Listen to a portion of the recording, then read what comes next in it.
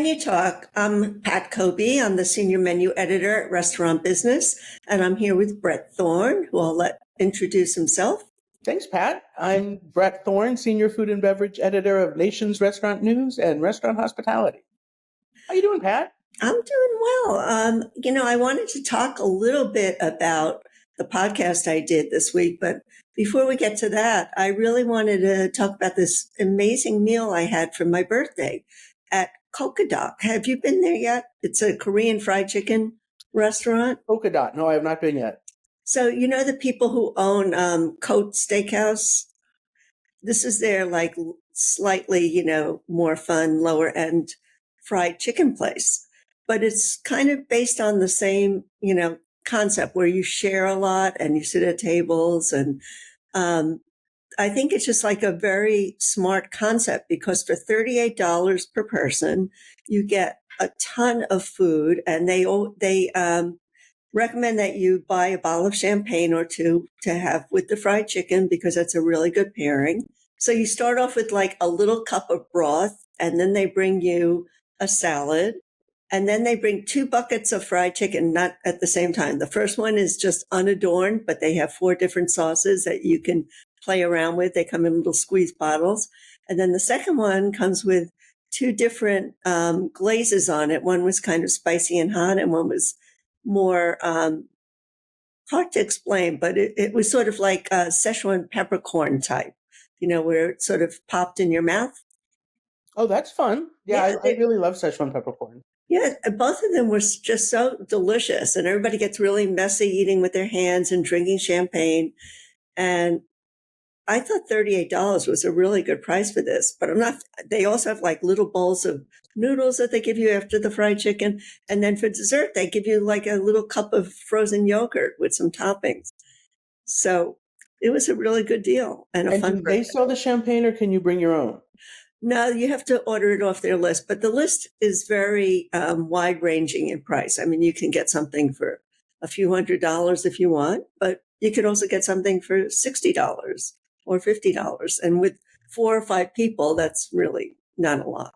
And at $38 a person, that's quite a deal. Yeah, so it was a lot of fun.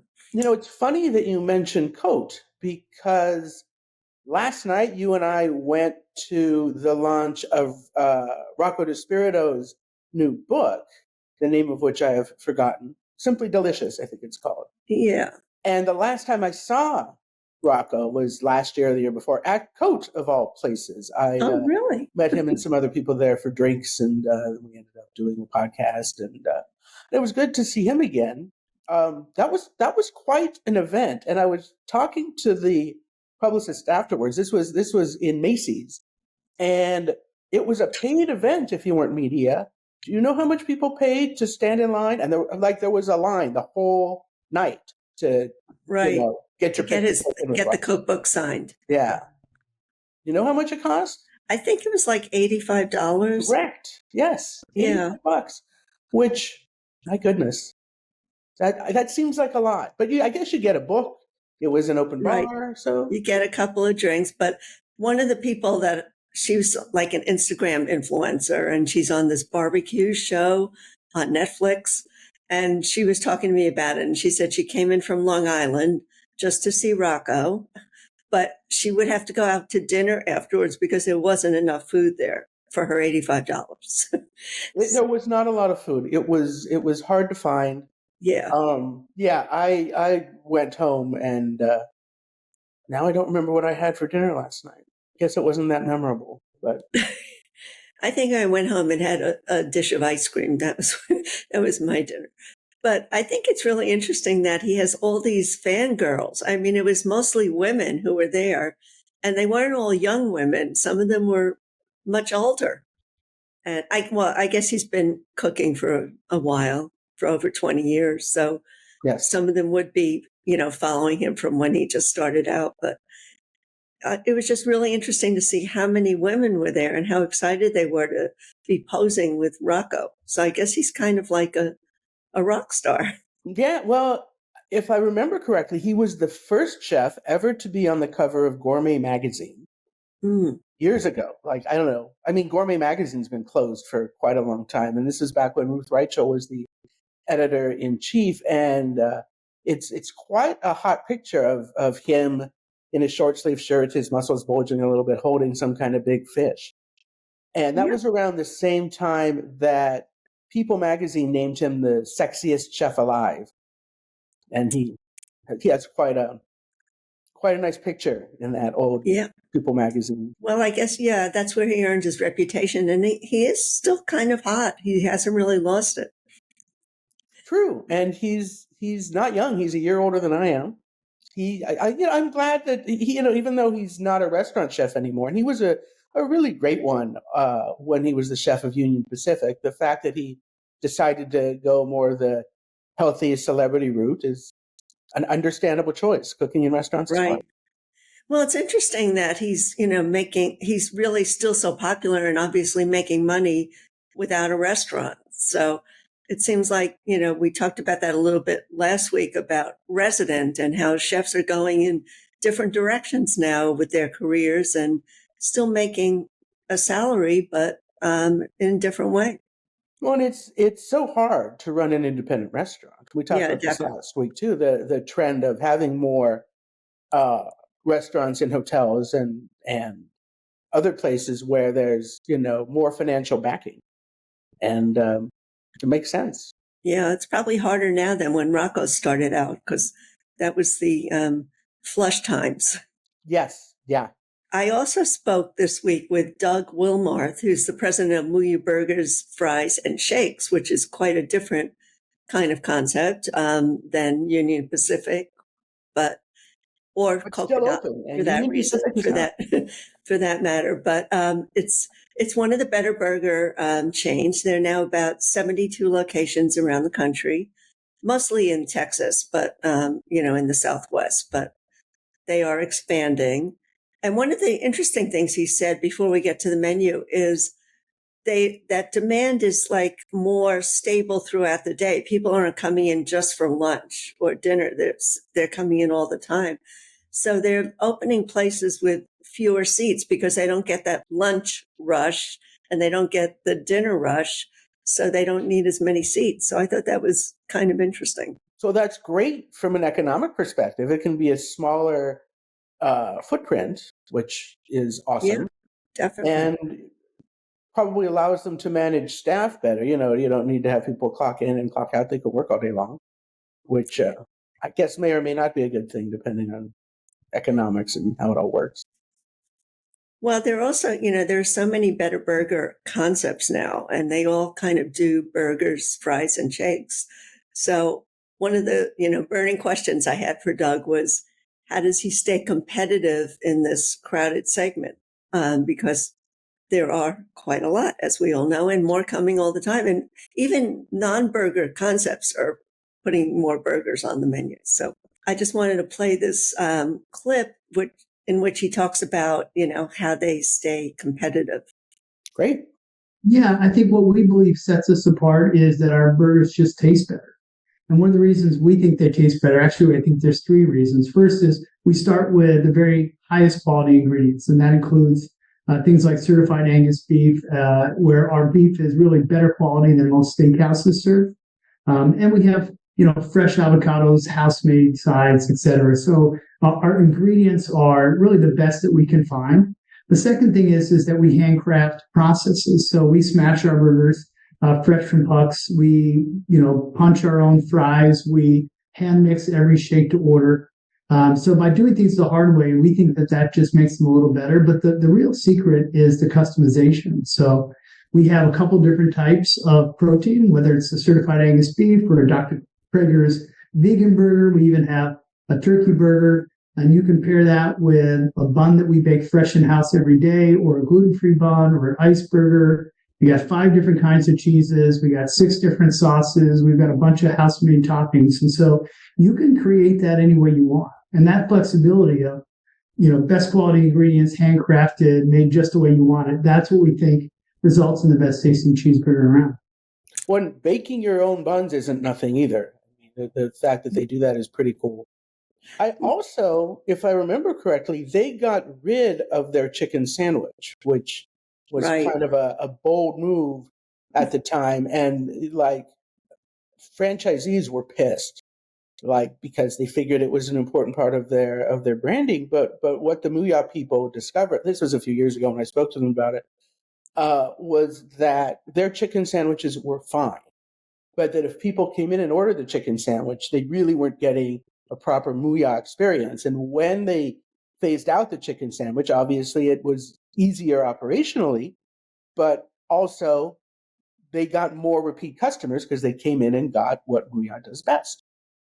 Yeah, well, he mentions later that they really wanted to keep focused on having burgers, fries, and shakes, since that's in their name anyway. Right. So they got rid of the chicken sandwich. They also got rid of salads.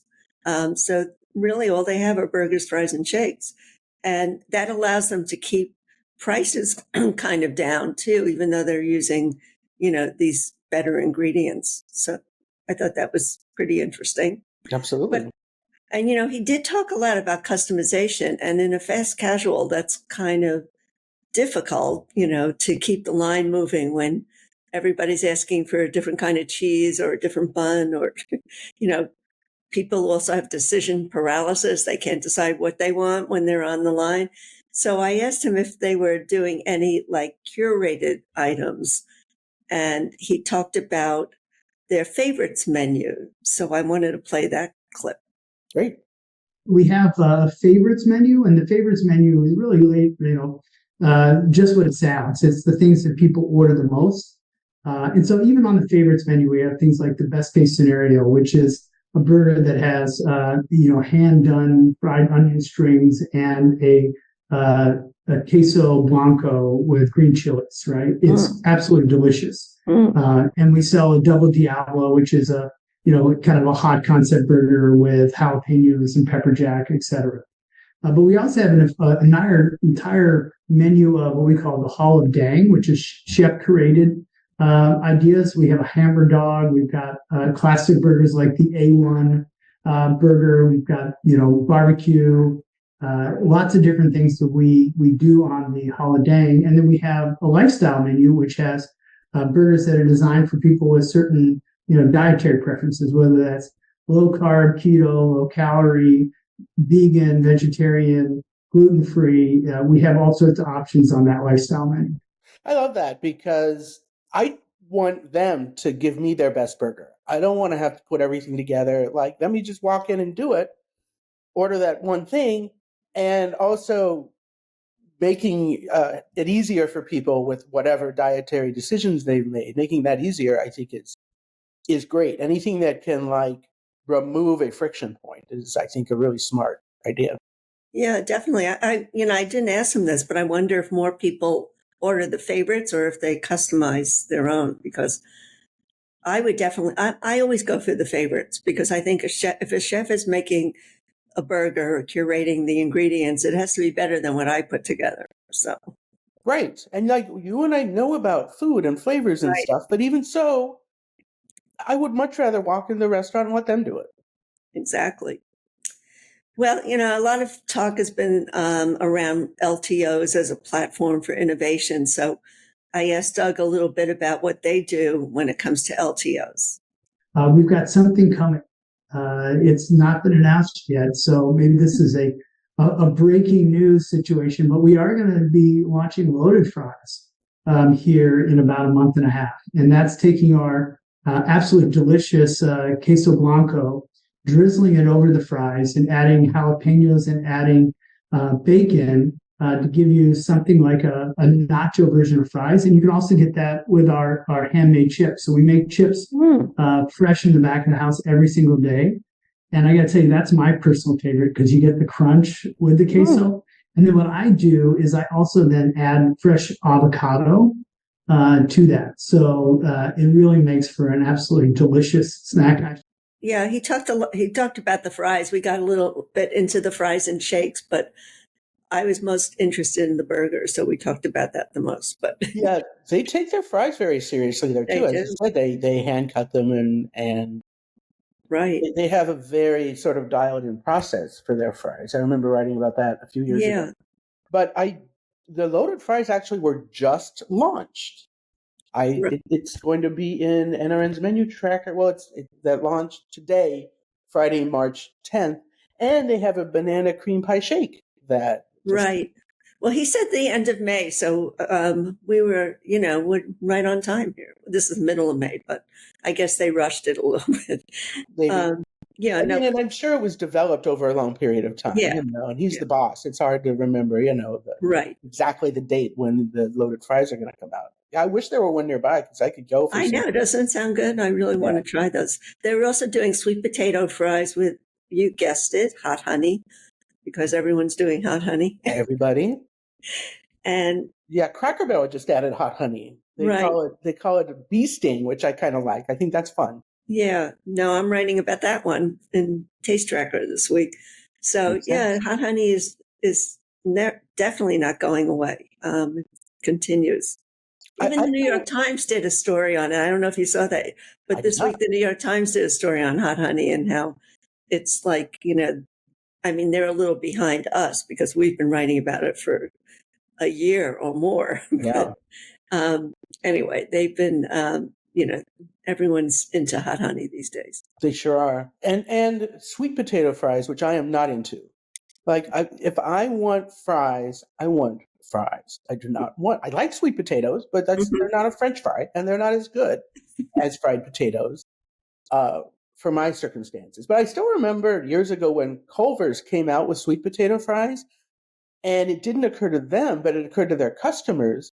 They ordered it with marshmallow fluff, so that it Oh, was like a candy jam kind of situation. And right. Culver's idea was that this was going to be a healthier option, which sweet potato fries aren't necessarily. It kind of depends on No. the oil absorption and other things. But I really liked that the customers were like, clearly this needs marshmallows on. Yeah. Well, I sometimes order sweet potato fries because I think they're healthier, but I know they're really not, but it makes me feel better. So, But you know what, though? If you feel better, that's hugely yeah. important. Like happiness and our own psychology, I think we neglect the fact that happiness is good for your health. Definitely. Well, it was an interesting podcast, and I hope I get to try a Mooyah burgers, shakes, and fries someday because it sounds like they have a great menu. Yeah, I don't think I've ever had one either, and I've always really liked the brand. Hmm. And the food sounds great. So next week we're all going to be at the restaurant show. We're looking forward to that, seeing what's new as far as food and drink goes. So we will report back on that. I guess in a couple of weeks, maybe not next week, but the week after. Soon, and we're also gonna report on the Menu Master celebration, right? Yes, yes, So definitely. that'll be fun. Stay tuned for that. That's always a great party. And Mhm. Pat, it's going to be your first time going, I and know. I'm excited. my 20th some odd time going, but it's a big celebration. No, it's supposed to be a great event, and I'm really looking forward to it and meeting some of the winners. Yeah, it's a great networking event, and the food is good, and the drinks are free, and there's dancing. Good party. Well, I guess that's all for today. So we'll sign off now, but we will be broadcasting from the restaurant show about Menu Masters. So stay tuned for that. Yes, please do. And thanks for tuning in today. Yes, for sure. Thanks, Bret. Thank you, Pat.